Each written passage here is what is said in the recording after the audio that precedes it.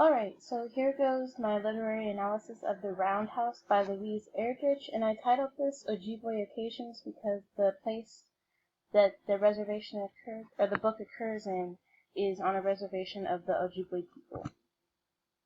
The summary of the book, it's centered around Joe. He's a 13-year-old boy. He lives with his mother and father, Geraldine and Ballo. And in the first chapter of the book, Geraldine gets raped. And the whole plot of the book is centered around Joe trying to avenge his mother and trying to make sure that whoever has raped his mother, attacked his mother, is brought to justice.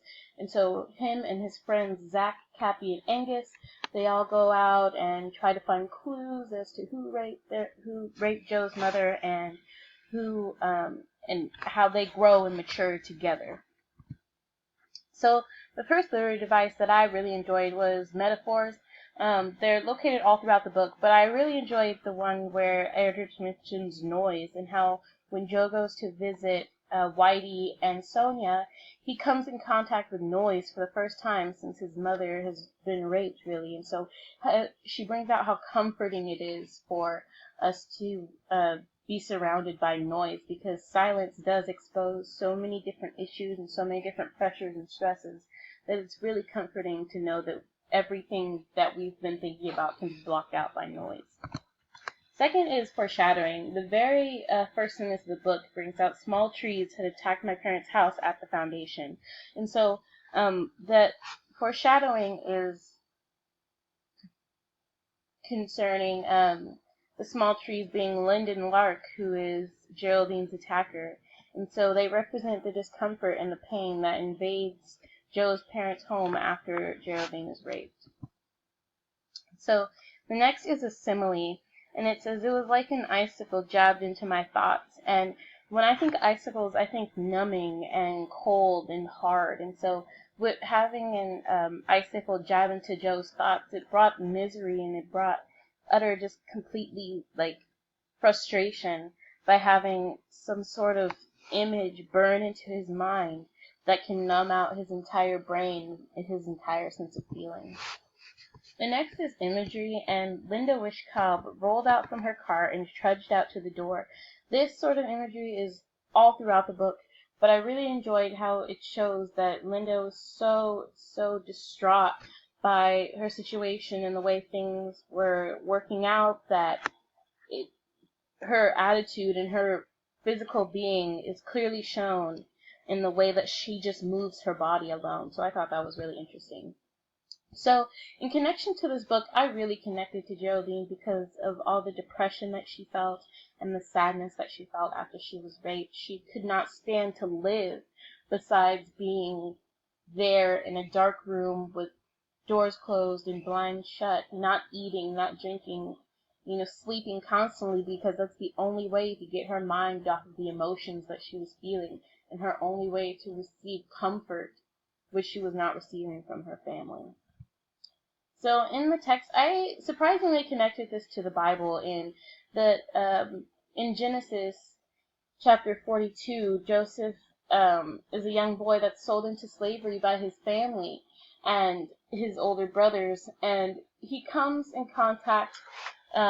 He's sold into slavery in Egypt, and he comes into contact with Pharaoh's cupbearer, who Joseph is unable to interpret his dreams, which gives the cupbearer a chance to mention him to Pharaoh and make his life change his life in a very important way, in that Pharaoh gives Joseph a lot of opportunities to change Egypt, and he becomes very powerful. And this gives Joseph a chance to avenge himself from his older brothers.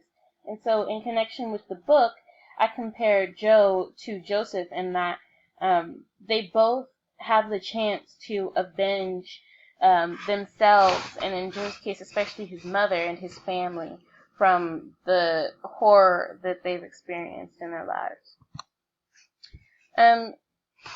My text to world brings out Trump's budget cuts and his efforts to cut the Violence Against Women's Act, and because he doesn't want to spend money on something that he deems as unimportant, such as the violence against women.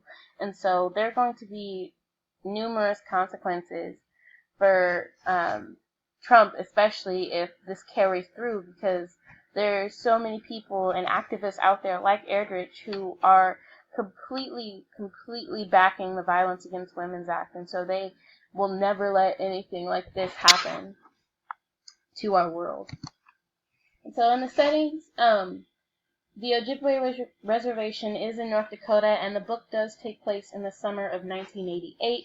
And so there are various places around the reservation that the book takes place in, such as Whitey's gas station, the Couts household, who is Joe's family. We have the Hoop Dance grocery store and the new grocery store that was built, the post office, and the Roundhouse, very specifically. The whole setting behind the book. The Roundhouse is a very, very important setting. It is a spiritual, tavern that the native people use when the Catholics would not allow them to have their Ojibwe services. And so that's a very, very important place, along with the lake and the new Catholic church that are built on the reservation. So the Ojibwe people in this time, they allowed, surprisingly, women to take on various male roles in the community, because they had, if indeed they did have a lack of male role models and males in the community who could stand up to the whites and the government and allow them to follow their services and participate in community affairs. And so they're also very keen on having different animals and different spiritual beings guide them throughout their lives, and having them help them make decisions and give them hope and give them structure to their lives. And they, especially Joe, throughout the novel, depends on different spiritual ghosts and animals as his sign of luck and his sign of well-being. So some of my favorite quotes, two of them here. One is about Geraldine after her rape, and it says, "We could now admit that we had been worried by my mother's uncharacteristic absence. We could be jolted into a fresh awareness of how we valued the sanctity of small routine." And I love how he mentions further in the novel as well of how a woman's routine can make up the whole family system. And if one thing of that routine is thrown off, everything is completely thrown into the fire. And so I appreciate how important the familial system is in this situation, and how they have to basically reconstruct their family to move on with their daily lives. And the next quote is, "That evening, speaking of a crane, it cast the image not of itself, but of an angel on my wall. Through some refraction of brilliance, the wings arched up from the slender body. Then the feathers took fire, so the creature was consumed by light." And I just love the language of these sentences, and how when you think about it and when you create that mental image, so much goes on in your mind that you just feel the sense of wholesomeness and the sense of complete freeingness it is to see a creature such as a crane outside your window, and just the shadow of it portraying an angel and something so memorable. Next two are, "We are never so poor that we cannot bless another human, are we? So it is that every evil, whether moral or material, results in good." And I just love this quote because it's another golden rule. We can always use our lives to make someone else's life better. Even when there are people who are starving, there are people who are suffering with depression and thoughts of suicide and things like that. We can do everything in our power, even if we don't have the best circumstances. We can do everything in our power to make someone else's life better. So I really appreciate that quote. And the last one, I think as we watched her both, we had the sense that she was ascending to a place of utter loneliness from which she might never be retrieved. And again, I so connect with Geraldine in this feeling that when you're so low in a deep pit that you can never see yourself getting out, it's so numbing and it's so frightening, really, to be in that sort of situation. And we know as time goes on, Geraldine does start to get better, and she does start to go back to her role as the woman of the household. But in those times, life just seems to be a never-ending bottomless pit, and all we can do is fall because we feel that there is no other person to bring us back up. So I completely relate to that quote. One of the discoveries that I did make is this symbol of the Ojibwe people, and it's one of the spirit creatures that they follow, that they idolize, so that they can live a happy life, and it's a symbol of their dependence on these animals and various spirit creatures who they think make a difference in their lives and who they follow in their lives. And it's a symbol that's been passed down through generations and various people over time. So with the literary criticisms, I wanted to bring out the introduction of Sonia, and so many people forget that Sonia is a real person, despite like the way that Joe describes her and the way that men describe her in general. And so, speaking from a feminist perspective, yeah, we see Sonia as someone who's just a sex object. She's just a person. She's just a woman that has big breasts that men oogle at, and they don't see all the work that she does for Whitey's gas station and all the things that she does to help run her household and run her business, like taking care of the animals that they have and taking care of Joe especially, and allowing him to stay in their home and take care of them against Whitey's drunkenness. So she's a really big character, and yet all she's seen of is just a sex object who's there for male pleasure.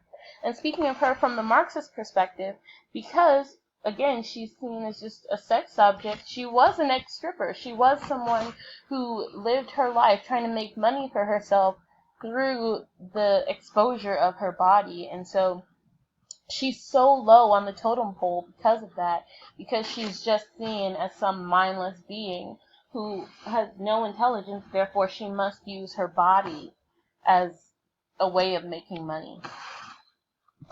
Next is, I love the ice cream with Linda scene where, speaking from a feminist perspective again, Linda is an ugly woman. She's deformed physically by through her whole life, and so she's ugly. She's disgusting to people, and because she's also a woman, she's not seen as someone who can gain attention from males, which puts her even lower on the totem pole, so to speak. And so she's not seen as having any importance because she's not valuable to men, which is so wrong, as we see when Joe comes to realize how much of a great person and how well she fits into the lifestyle.